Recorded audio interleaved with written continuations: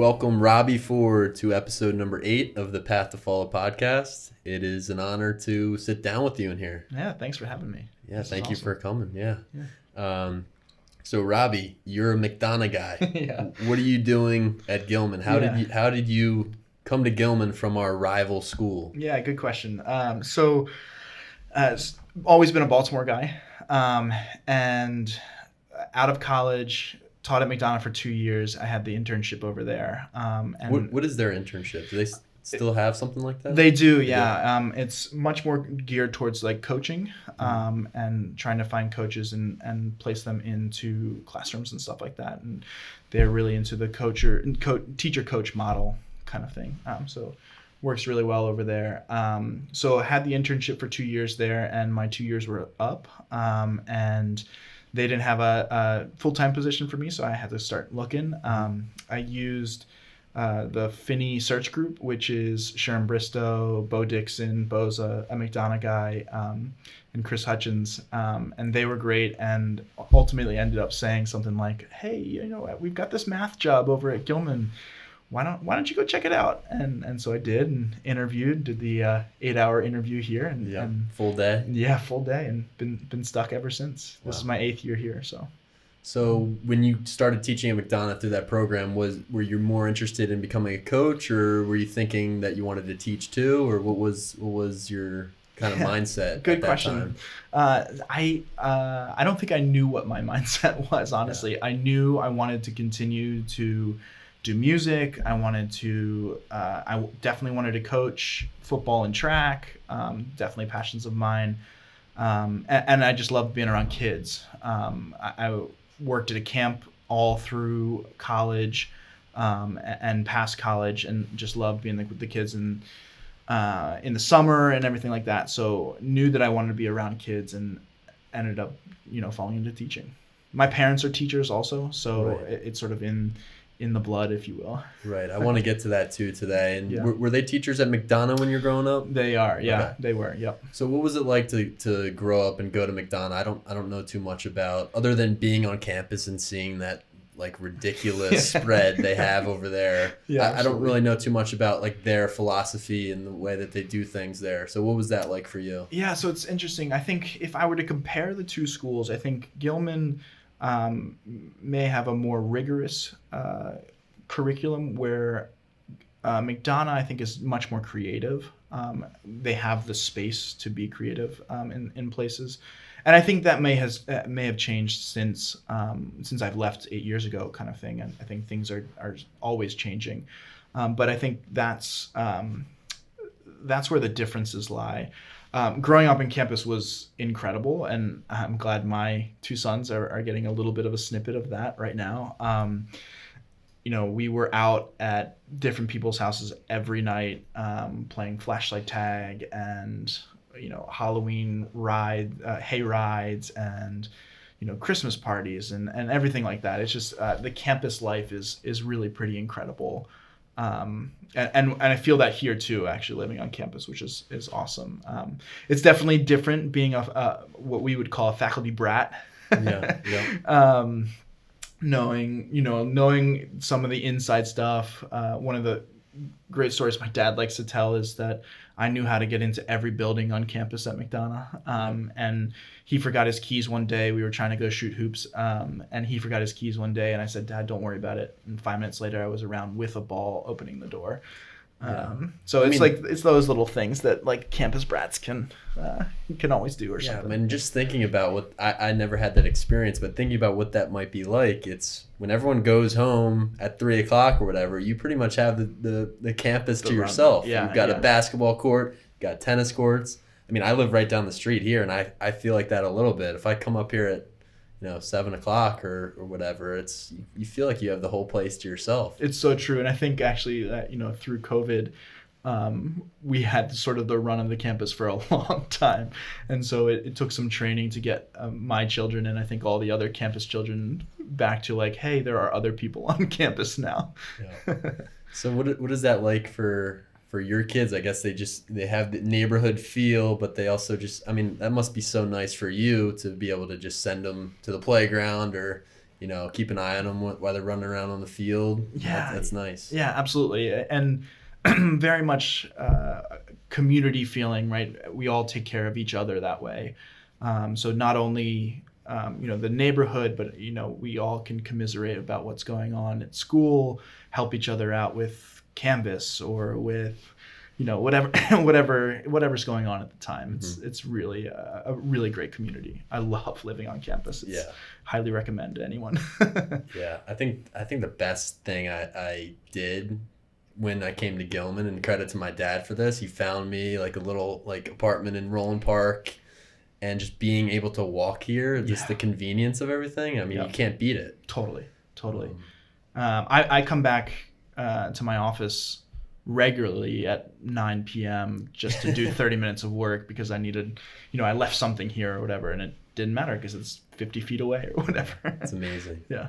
And at McDonogh, so when you were growing up, you played sports, you were involved in music. Maybe we can start out with, I know you're a football player. We can start out talking about that experience a little bit and then transition to music. Yeah, absolutely. So football was great. A great team sport. Love just being on a team kind of thing. I was the archivist here, Joanne. She just posted all of the videos of previous games. So actually, I was able to go back and watch the McDonogh Gilman game from 2006, which I played in. And looking at that, I was like, man, I was a terrible athlete. Looking back on that, it was kind of funny. Actually, now being a coach and watching film all the time, be like, oh, I would have given myself a D on that and all that. But being on the team, I still talk to a bunch of the guys and everything, and keep up with where they are and everything. So having that team aspect is really incredible. What position did you play? So I played receiver and I played defensive end, 160-pound defensive end, going up against guys twice my size, but I was quick enough that could make some sacks and stuff like that. Some savvy plays. Yeah. Great. What was the kind of the rivalry between Gilman and McDonogh like back in 2006 or in that era? Yeah, so it was really alive. It was really pretty great. That 2006 game was the first time that McDonogh paraded over the Bryn Mawr Bridge, and you can imagine drums. They had a bagpipe, that sort of parade was just incredible. Like the student body, the whole student body, all 1,200 kids came to that day. It was a packed house, which was really pretty great. And every one of those games, right? So all of the football games there always attracted 4,000 or 5,000 fans, alumni coming back, got to see what's going on. It's a really awesome tradition. I'm bummed that it's not happening this year, right? It's just fun to see, and fun to see everyone. Great community building, having everyone back, seeing alums that I may have. So being the faculty brat, I was the water boy on the team for a long time because my dad coached, right? So seeing people that I saw grow up through the program, and now we're seeing me play. There's nothing to it. I mean, it's so unique to us. I think it's pretty cool. And Ned was showing me some of the old clips and the videos from some of the pep rally stuff. Was McDonogh? I'm sure McDonogh was having similar. He was showing me a clip of Gilman's pep rally where dudes were jumping out of airplanes and landing on the field the day before the game. Yep. Was that happening at McDonogh too? Yeah, so McDonogh has a really great tradition of pep rallies. Traditionally, Thursday night was the upper school pep rally, maybe a little bit more rowdy than the all school pep rally. So then the following day, Friday, was Spirit Day. Everyone dresses in orange and black, and then you had a big parade where you would. So Mr. Harley was a longtime legendary teacher, very much like Dan Christian or something like that, right? And he had this double self-enveloping parade where so you'd self-envelop, parade around, and then you'd self-envelop again. And so that everyone got to parade through everyone twice, if that makes sense. Yeah. And you'd end up in the gym, and then the cheerleaders would do stuff, the step squad would do stuff, the football team would make announcements, the coach, the head coach would, rile everyone up and everything. And it was great. I mean, it was so spirited. It was incredible. Yeah, so amazing. So when you first came to Gilman to teach, was that a weird adjustment time for you, having grown up at McDonogh and had all that hatred for Gilman fueled your entire life? Now you have to root for blue and gray. What was that like for Yeah, you? so first I would say that while certainly we didn't like Gilman, the respect there was always there, and I think that's also what puts our rivalry above most, right? Is that there is this really nice respect between the two schools. At least I've always felt that, which is really great. And I'd say, so coming to Gilman, I think there are moments, right, when it was really weird, right? So certainly McDonogh Gilman games, football games, were really weird, and they still are to this day, right? Yeah.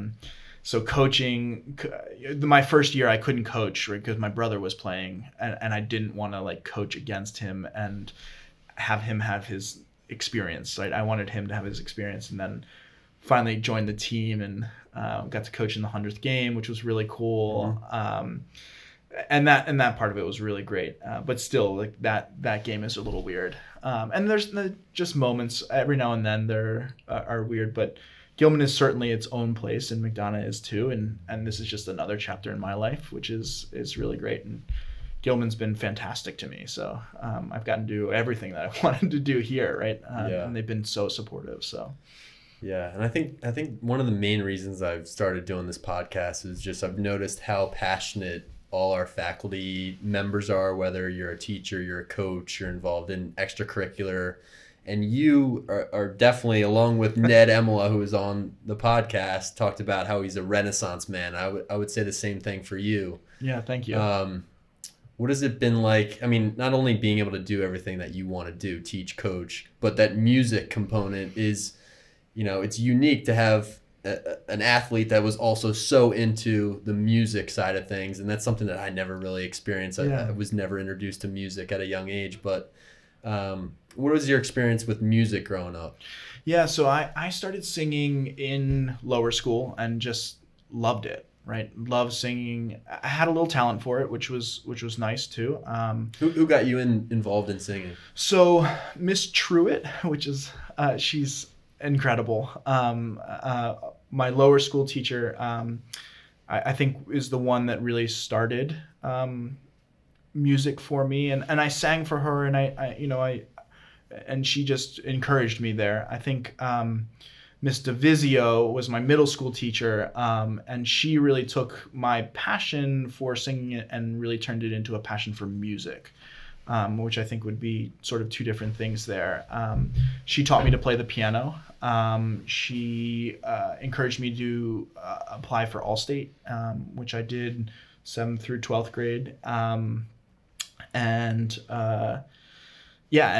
she took me there. And then when I got into upper school, my high school teacher, who is still at McDonogh, Philip Olson, who is a master musician and really took my passion for music to the next level. I think I took theory classes, I took conducting classes, I took voice lessons, and took it beyond there then to Gettysburg, which I majored in music at Gettysburg. Oh, wow. Yeah. So you really dove in kind of, through elementary school to middle school, and then dove in high school with that teacher. Totally.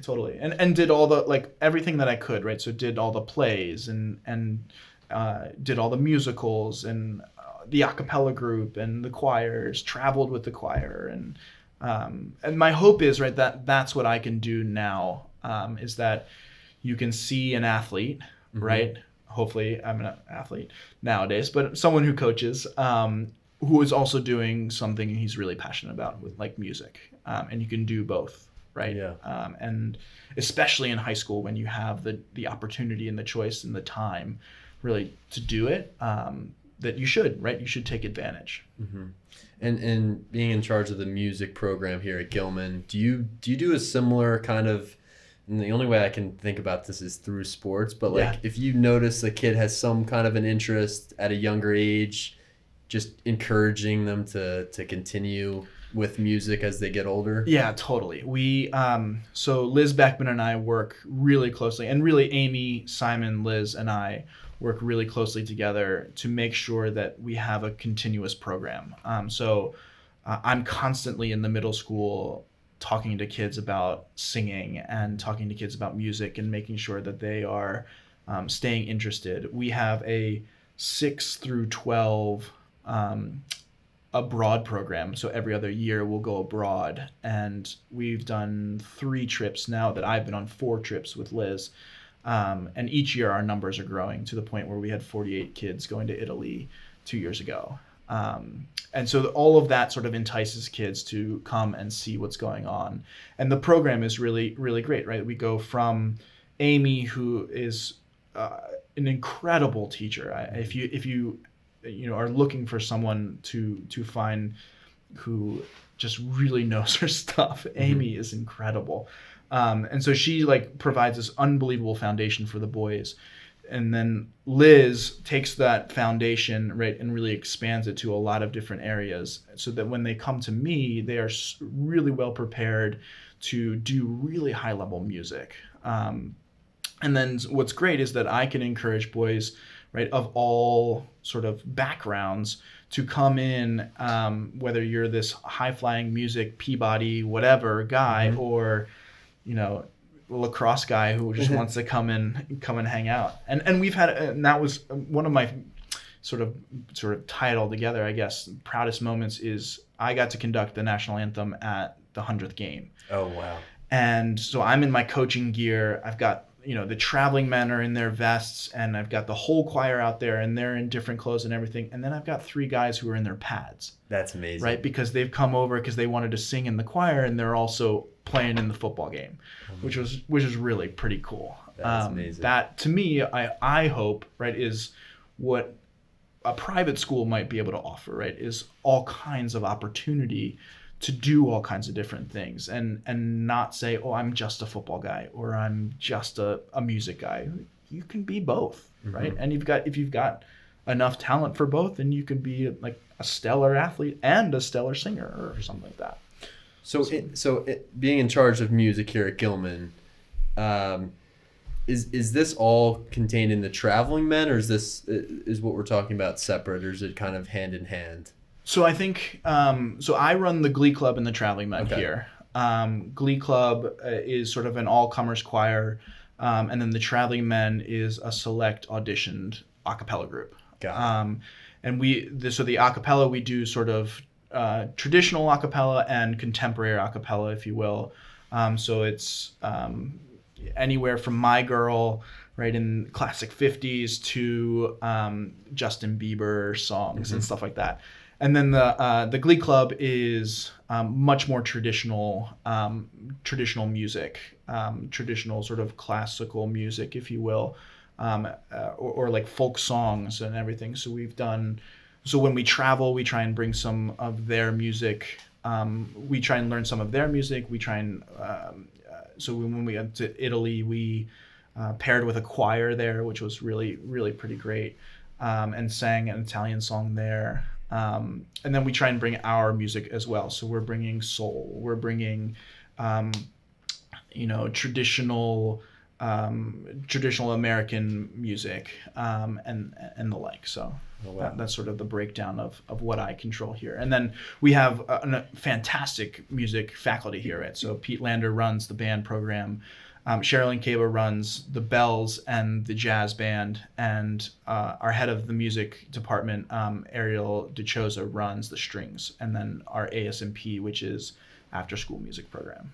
So what are some of the performances that you guys do over the course of a year? And granted, this year is different because we can't all gather to see it, but yeah, typically what are those performances? I remember Christmas time, right, and some other assemblies that the entire the entire school gathers to watch. Yeah, absolutely. So we usually have 2 concerts a year. We have that holiday concert, like you said, and then we have sort of an April, May, spring concert.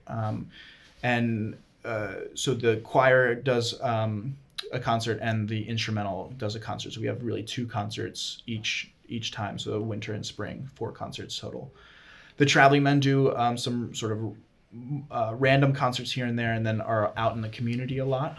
The jazz band's out in the community a decent amount, and then each group sort of travels depending on the year. The band has gone down and done some festivals in Virginia. The Bells have done the same. We talked a lot about traveling with the choir already, and so we have a lot of different. And then we're constantly in the community also here. So on admissions days and multicultural days, Thanksgiving convocation, MLK convocation, we're always providing music for all those things. Excellent. Yeah, it just adds, an element of, fun, spirit, and just a lot of talent too to any type of gathering. So totally. I've really enjoyed that too. And I think it's so cool.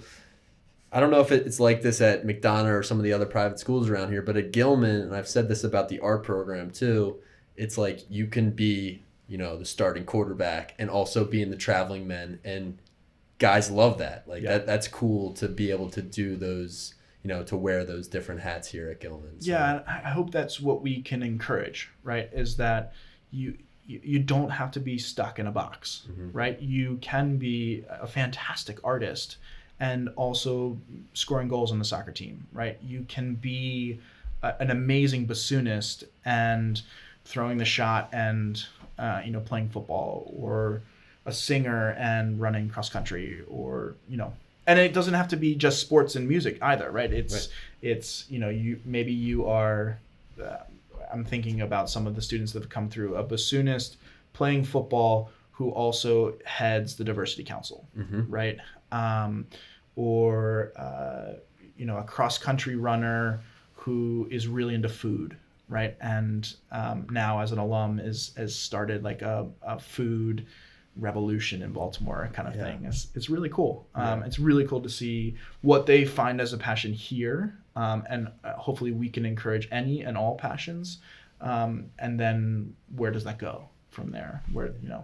And I'd say just from this conversation, you're almost living proof of how your teachers and the people at McDonogh who encourage you to pursue music, to pursue football, now this is your life, and you've kind of just made a career out of all those things that you loved doing growing up. Yeah, absolutely. And I think if there was one piece of advice I would give students is, right, to get to know your teachers, right? Because they can really become lifelong friends, right? As I have with my teachers back at McDonogh, right? So I'll talk to my head track coach once a month at least. My history teacher we see constantly, and just to know that, and to always be able to have that, to be able to call and talk to them as colleagues now, but also still as sort of that mentor-mentee relationship, right? Like that would be my one piece of advice. Get to know your teachers. For sure. And you really growing up, you don't even know, and I talked with Coach Matthews about this on the podcast too. You have no idea how, you might go to college and you might find your interest in a certain area is even more, important than you once thought it was. Like I always loved English, but now that I'm teaching it, and now that I'm learning more about it, I'm like thinking about my high school teachers, who maybe I want to call up Miss Nordsick, my 10th grade English teacher, and have her on the podcast, because she got me into the Scarlet Letter, and that's what I'm teaching right now. That's awesome. You definitely should. Yeah, absolutely. Yeah. You just never know. You never know how those teachers are influencing you as a 10 to 18-year-old in high school. Totally true. Yeah, and I would say also, like, along with that passion, right, the teachers can sort of help you find that passion, and your passions are going to change is the other thing, and so that your teachers, when you graduate, the relationship doesn't stop, right? And so you can still talk to your teachers about whatever passion is next, right? I thought for a long time, right, I wanted to be, I think I went from like, an Olympic athlete, and then I realized, as we talked about earlier, I'm not much of an athlete, or I wasn't at the time, to I wanted to be the conductor of the BSO, And then, my passions just, shifted into teaching, and I knew I loved kids. And from there, right now it's how much change, or how much can I affect real change in an institution on a sort of bigger level. I certainly have my classrooms, and I can affect change in my classrooms with the kids that I'm interacting with. But what about like bigger picture kind of things? And that's sort of where my thinking is now. Awesome. And the one thing that I also want to get to today is your interest in travel. And I'm wondering if the global experience is a product of your involvement in music here, because you said you've gone on a certain number of trips to Italy and other places. Did you start to, find interest in traveling through that experience, or was that always kind of with you? Yeah, so the interest in travel really comes from choir, but comes from high school choir, my high school choir, right? So in ninth grade, we went to Poland and Prague, so Warsaw, Krakow, and Prague, and it was life altering, right? To see another place for the first time. Yeah, I'd never been abroad until then, so I had to do the whole passport thing, right? And I was by myself, not by myself, but without my parents, living on my own for the first time for 9 days with the whole crew, and we were scheduled and everything, but it was on my own kind of thing.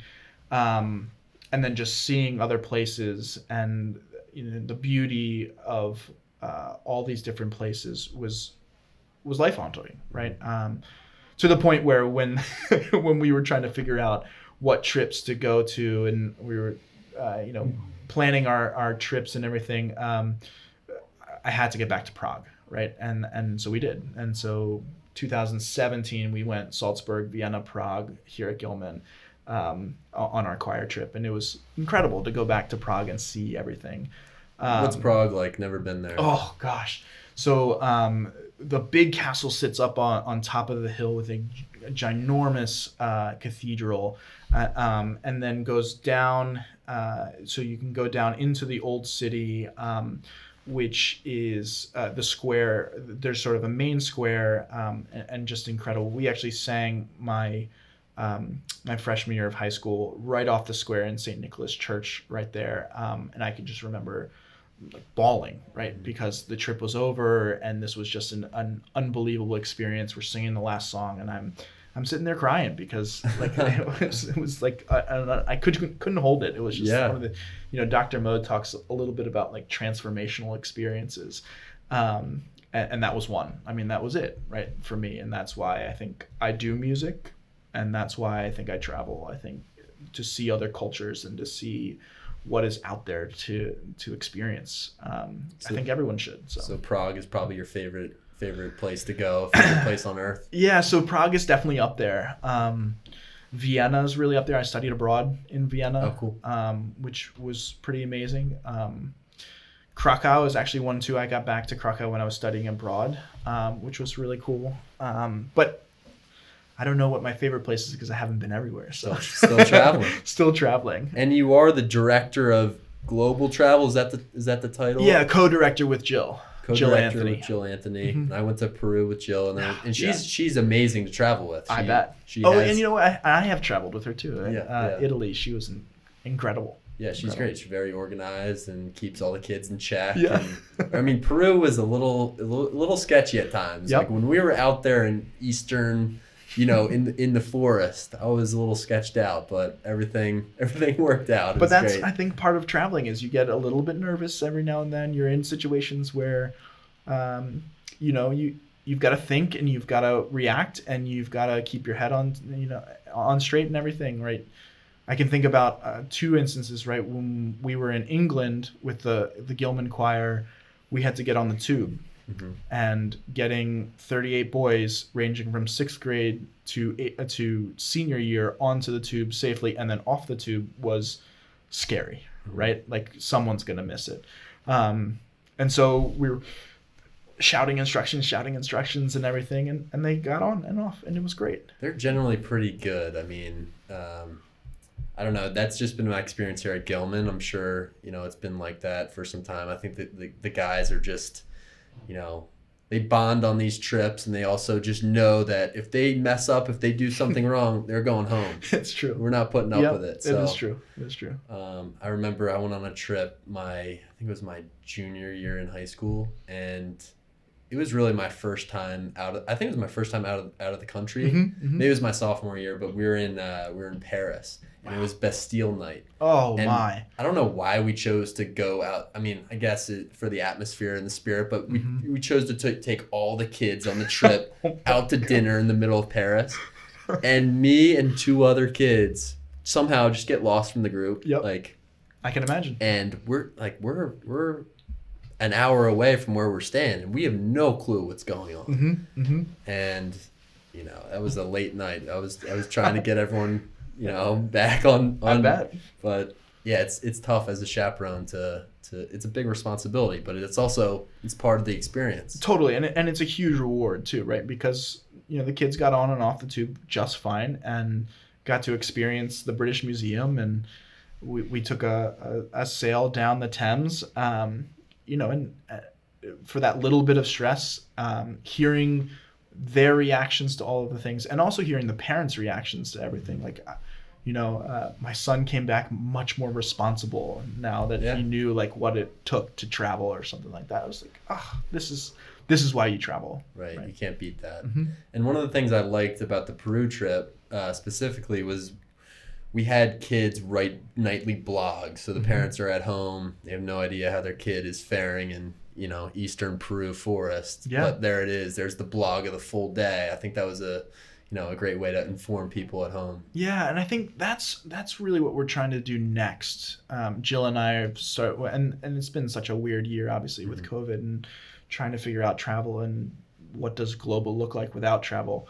But I think the next thing we want to do is take this not just as a travel program, but really as a global program, right? Is that we want to take it to the next level in terms of understanding cultures, and having opportunities to reflect on what you're seeing, and also have opportunities to interact with cultures that are around us in Baltimore and around us in the US, that may be different than Roland Park and everything. So I'm looking forward to seeing what we might do next.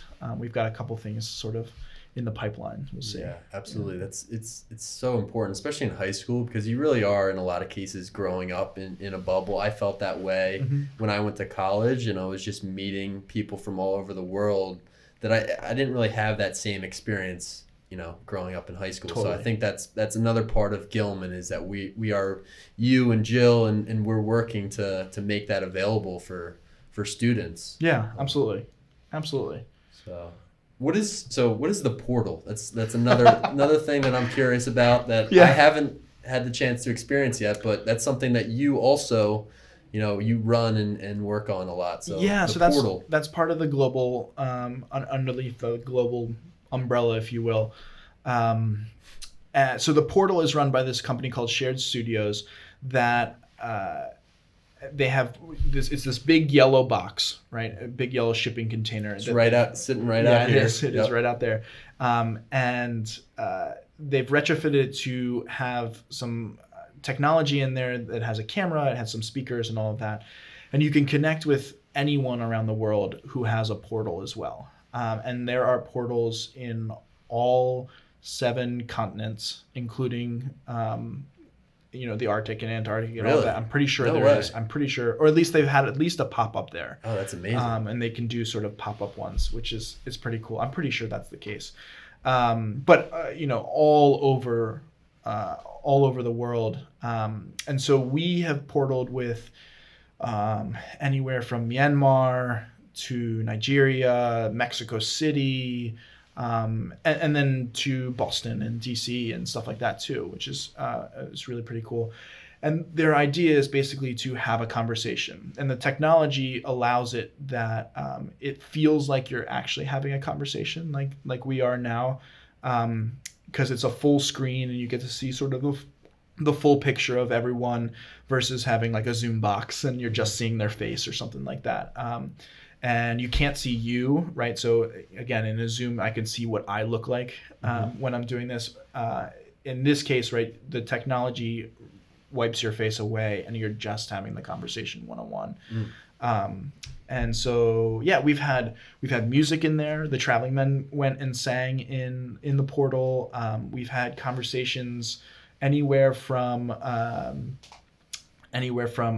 sixth grade, lower school to upper school. One of my favorite conversations. So a sixth grader was walking in. I think it was Nigeria. Basically went in and said, "How are you? What have you been eating? Like what's your what food do you guys eat?" And then he went, "So talk to me about the political unrest in Nigeria." I was like, "Okay, we're talking about like how are you?" And then whoa, oh my god, and that happens. Yeah. And so Jill and I, and Cesare and David, am I missing? I don't think I'm missing anyone.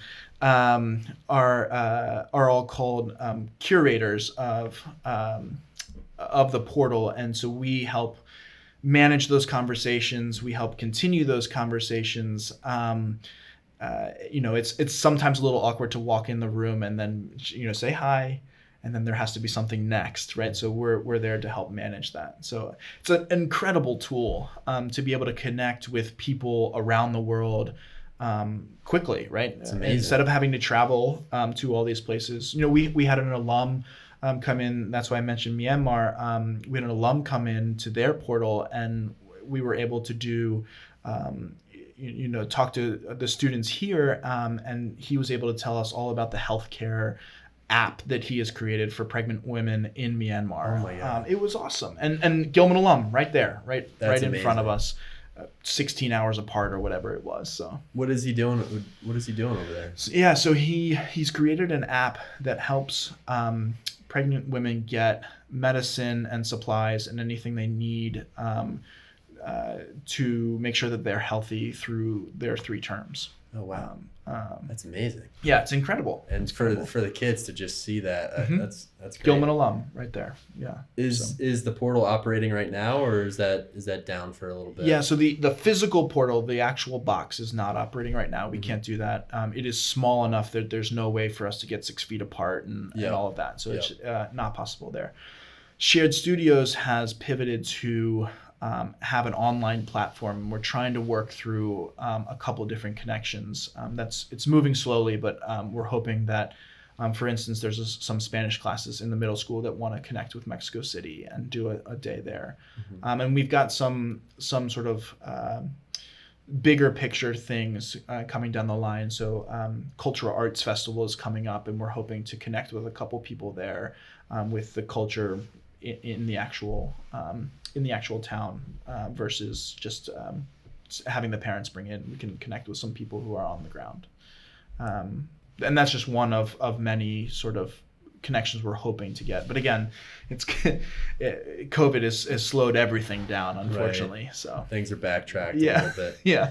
So that brings me to my next kind of topic of conversation. How have you been faring with COVID? I know we talked a little bit about living on campus, and that was probably somewhat helpful having younger kids during the summer. But now that we're back in the classroom and you're trying to operate as you typically do, how have you managed this time? So it's been okay. I think everyone's felt a little bit like a first year teacher again, and I can certainly feel that. There are moments when and it's a first year teacher, I think, with the technology, right? Making sure the technology works.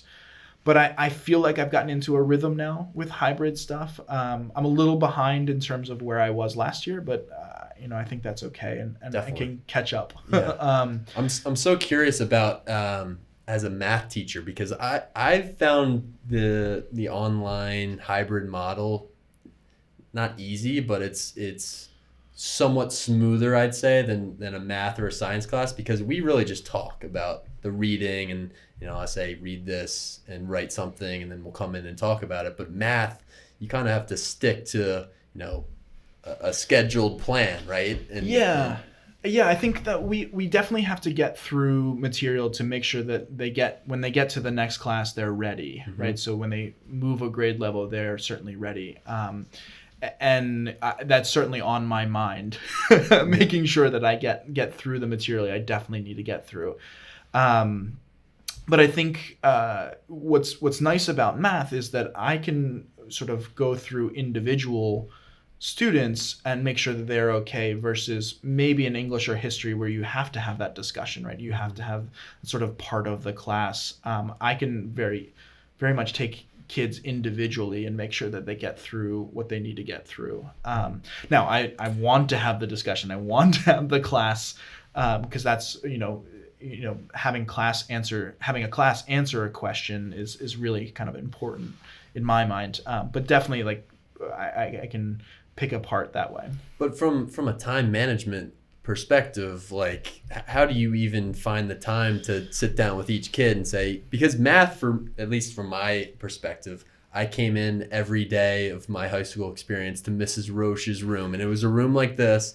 I sat across from her. She basically saved my high school experience by walking me through everything I was doing wrong. Yeah, it's yeah, very yeah. It's expensive time wise. Yeah. How do you account for that? So one thing I'm doing is I'm actually splitting the class. So we've got 70 minutes, right? So I pay attention to the in-person people for about 30 minutes.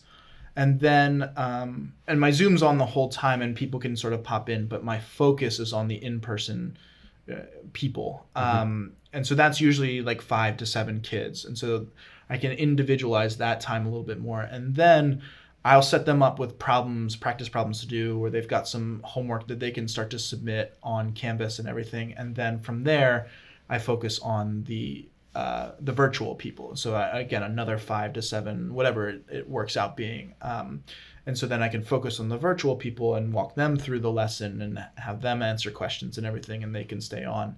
And then I usually get about 10 minutes to wrap it up with the whole class. That way, any announcements or any like last minute questions or anything that anyone wants to see. So that's what I think. It's definitely breaks the class down into smaller groups so that I can pay attention a little bit more to instead of having like the 15, 18 person class that way and might miss someone as that's going through. So.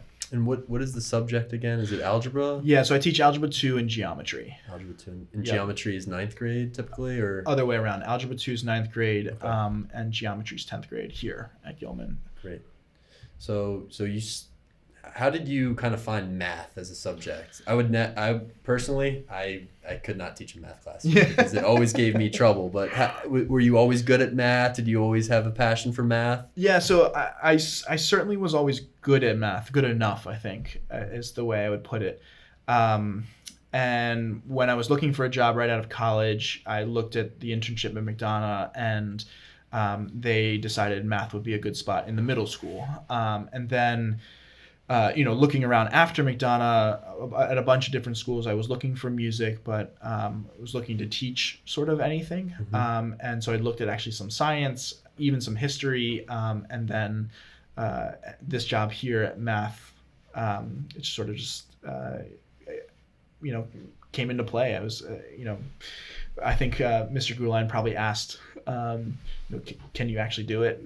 And I taught a lesson here, and it went well. Did you know Guline from playing football, or were different? I didn't. We're sort of different eras. He's 2000, I'm 2007. Okay. So didn't know. I think he might have been here by the time I was. You played with Bryn though, right? I did. He was the year before me. Okay. Yeah, he was 06. I was 07. It was fun playing with him. Yeah, that was really now you cool. guys are neighbors, right? We are, yeah. Neighbors. Our kids are best friends. It's awesome. Yeah. It's amazing. Great. So Gettysburg, focused mostly on music at Gettysburg. Yeah, sort of. So I ran track at Gettysburg as well. Oh wow. Okay. And so that's really where, not coaching football anymore here, but definitely coaching track and loving coaching track. And so that's where my passion sort of took off at Gettysburg. I ran the decathlon actually at Gettysburg, so 10 events over 2 days. Oh my God. It was exciting. Wow. Yeah. You are really a man of many talents. Thank you. I've learned a lot more about you from this podcast. But, very good. So what has your track experience been like here as a coach? It's fantastic, right? So get to coach under the legendary Johnny Foreman. Yeah, I want to get him on here. You absolutely should. Yeah. And now Coach Tully. But it's really interesting to see all the different coaching characters and how we sort of put a team together. And our coaching staff is sort of second to none in the state, and I might argue the country. Right, we have a really phenomenal staff who get the kids to do things that they may never have thought they could. Always competitive. I think Coach Foreman's line in a lot of movies, and you may have seen or whatever, is that if you wanted to win a championship in Baltimore, you had to come through Gilman. And I think that's really true. I mean, we have a fantastic program. I coach the jumps, so the long and the triple. I help out with the hurdles and the high jump and the pole vault. And we have 4 really fantastic jumpers, and have had a sort of a string of fantastic jumpers who are now jumping in college. Jumping in college. One who is going to go to college next year, fingers crossed, to Cornell, which was really exciting. And we've set school records and everything. So I've been very blessed with wonderful athletes, and hopefully have helped out a little bit. and definitely, I mean, for sure. And what about Foreman? What about Johnny Foreman kind of influenced this program? Because he is such a legendary figure, but what has his role been in creating such a successful track program? Yeah, so I'll tell 2 stories, I think, about Coach Foreman. And the first is that when I interviewed here, I wasn't nervous really about the interview at all, except for him, right?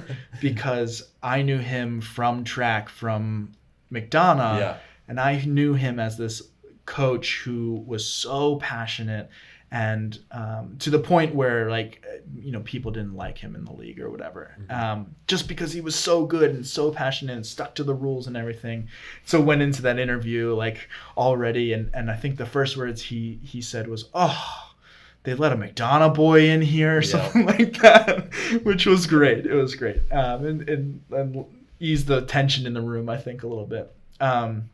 So his coaching philosophy, right, is basically do the right thing. And one of the things that you'll see on T-shirts and everything is this idea of if you belong, right? And the track program, right?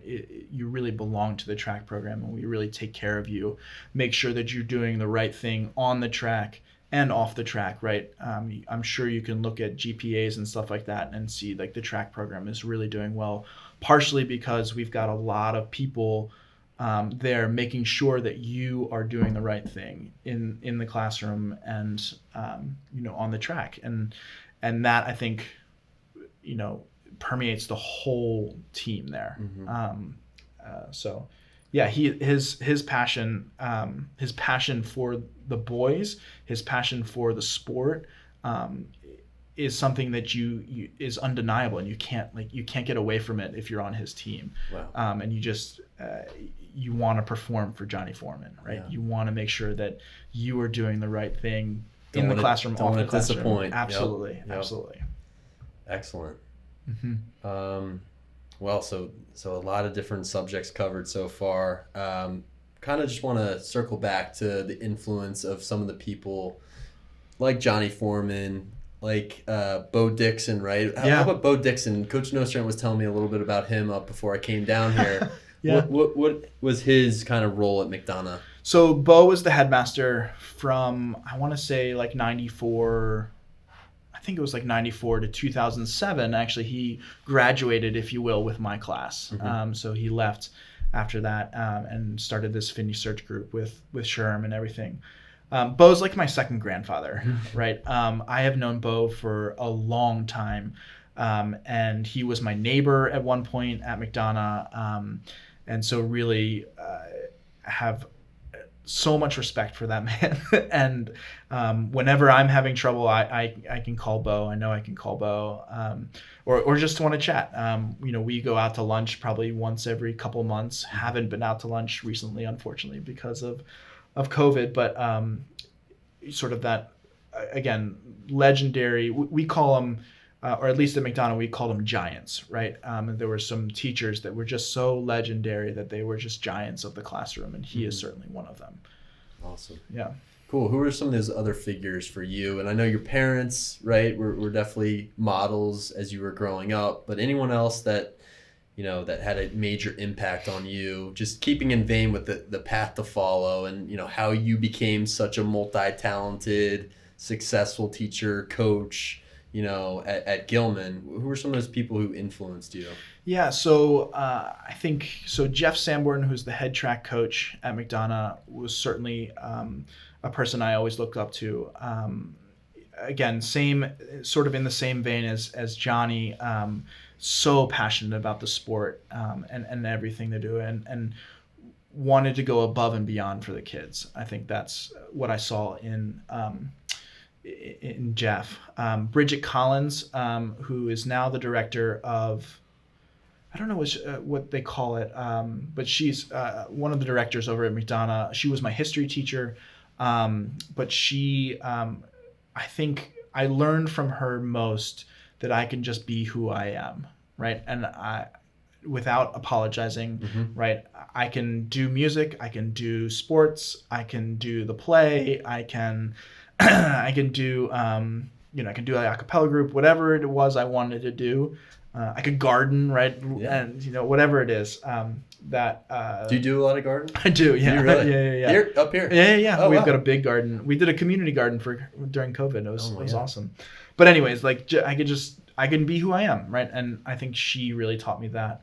I think seeing Dan Christian teach here, right? So sort of a little farther along, seeing Dan teach here, and I think one of the things that stuck with me most is talking about conversations and having conversations with colleagues or having conversations with students. He would always call it is this awesome B12 shot, right? This full energy, right? Just having conversations like we're having now, right? Yeah. Gives you that energy to move on through whatever you need to. I think part of that, we're missing that right now, like that interpersonal conversations, the lunch table conversations, if you will. Even the faculty, I miss faculty meetings in the Gilman room, which, you typically wouldn't say at 8 a.m. on Wednesday morning. But yeah, absolutely. It's just good to see everyone in one place, I think. Yep, absolutely. I think so there are people like Jack McMullen, who was a longtime athletic director at McDonogh, seeing his passion for athletics and what athletics can do for students. It is something that is just amazing to see. Charlie Richardson, who brought me to camp. I worked at Camp Kiev for a long time. What's that? It's a wilderness tripping camp up in Maine. Oh, cool. And Charlie worked at McDonogh, and the story goes sort of, I was reading an overland book, which is one of those sort of like Outward Bound or Knowles or something like that, trips that you can do over the summer. So I wish I could go on one of these sort of longer camping trips and everything. He said, well, I've got this camp I work at. Why don't you come up and see it? And I was stuck, right? It was awesome to go up there. But just seeing the way he interacted with kids up there, it was just incredible. People sort of have this way of, you're sort of like a kid magnet, right? Everyone wanted to know Charlie, and everyone does know Charlie, and wanted him to know them and everything. So, certainly Charlie, and then just sort of contemporaries right now, right? So seeing Jeff Guline and the master math teacher, right? Yeah. Seeing Pete Lander and watching him conduct and how precise he is with the students and what he can get out of that band is incredible. It's incredible. Watching Brooks coach, watching all of these different coaches and how they go about different ways of attacking a program, like Coach Bart's, right? Attacking the basketball program, which was different than Coach Daly, right? But like getting the most out of the kids, it's incredible to see. I think that's the most amazing, and something that I didn't really understand until maybe just this last year was how you can have such a different approach to coaching or teaching. And when I came in, I was kind of following Coach Brian Ledyard and watching him teach. And sometimes I'd try to do exactly what he did, and it just wouldn't work in my class. That authenticity and just being who you are and finding your own style, it's really important. And that's why there's so many different teachers here that they're totally different. They do things, in a completely new and unique way, but they're successful at it too. Yeah. And that's what's nice about private schools, right? Is that you have this autonomy to sort of be who you are and to, approach a classroom the way you want. And versus having to get through a set curriculum and being tied to standards and stuff like that. And yes, we still should be a rigorous school, but, getting to do math the way I want to teach while still getting the kids through and making sure that they're ready for the next class. It's a really great way to teach. Have you, during this COVID hybrid model, have you found ways to still connect with guys as much? Yeah, so I think I'm trying to figure that out too. It's just like some kids I haven't even met in person, which is weird. They're staying at home to learn and trying to find commonalities and talk about certain things when they're not here in person is challenging. Absolutely. Yeah. So luckily I teach 9th and 10th graders, and I met most of the 10th graders, so I knew them and felt pretty comfortable with even those kids who are doing the virtual things. And because I do the 9th grade dean stuff, I met a lot of the 8th graders before we left in March. I do my very best to get to know the 8th graders before they come in. So knew most of my kids in 9th grade that way.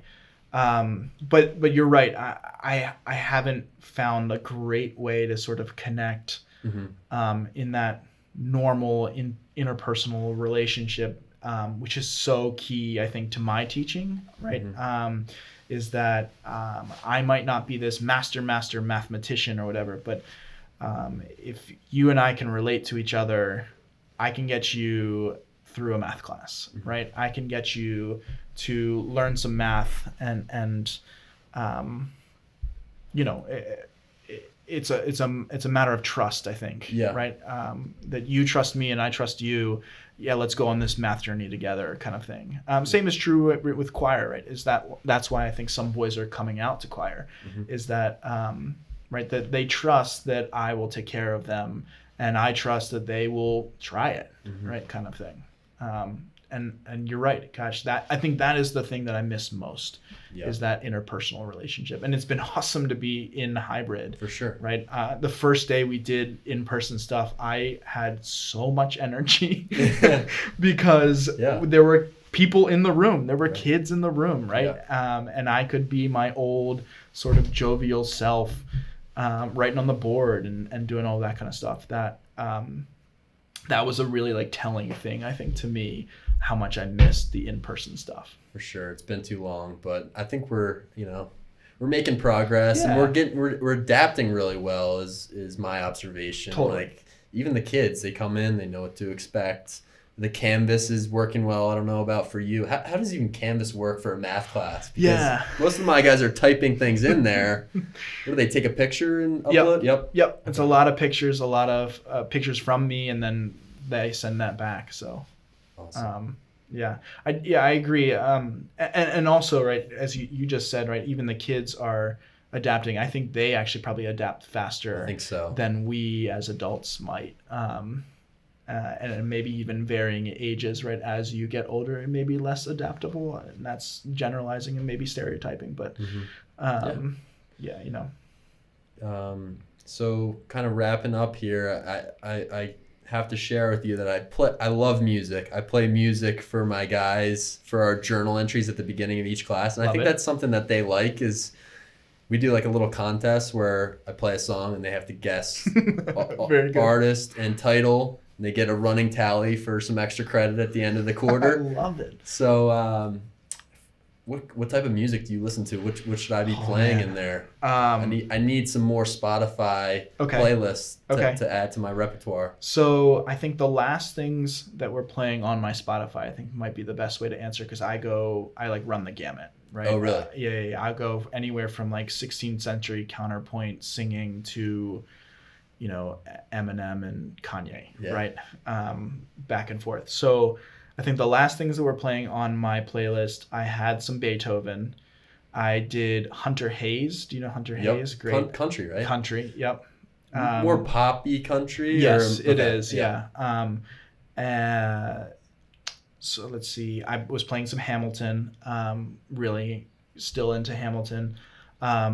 Lake Street Dive. Do you know Lake Street Dive? I do. Okay. I was listening to them last night. Lake Street Dive is great. Yep. And there's one. Oh, Nickel Creek. Nickel Creek. Haven't heard. So it's three. There's three people in the band. The main singer, the main guy, also plays the mandolin, and he is phenomenal. Phenomenal. Awesome. So I highly recommend. I'm trying to think of Your Side. I think it's Your Side. I have to go back and look. I know bands, not necessarily names all the time. Very wide variety of music, though. Yeah. I'm all over the place. I'll do mostly anything, but country is just I can't get into country unless it's like summertime and I'm at a concert and it's beautiful weather and we're at a tailgate. But other than there are moments, right, for each type or each genre, if you will, right. Something that I think is amazing about music is how much it depends on when you like the time you hear a song or who you're with. Mm-hmm. Like you could just listen to a song in your Spotify and say this song's trash, and then you hear it with a special group of people or at a special time in your life, and now it's your favorite song. Mm-hmm. I was reading an article I think the other day that it's like 15 to 20 is when your musical identity happens. So whatever you were listening to from 15 to 20 is really what you might relate to most in terms of music. And I would say that's really true for me personally, right? That's really when I was getting into classical music and really when I was starting sort of my musical education. And so definitely had that version or that part of it. I was going to the BSO by myself by then, right? With friends or whatever. But then was also like starting to go to concerts, right? So I saw like it was the second Virgin Fest here at Pimlico. And I saw Incubus, Ben Harper, the Beastie Boys, and they the headliner that night was the Police, which was like, oh my God, this is awesome. And Sting, like, still at the time, like had this incredible voice, could still sing.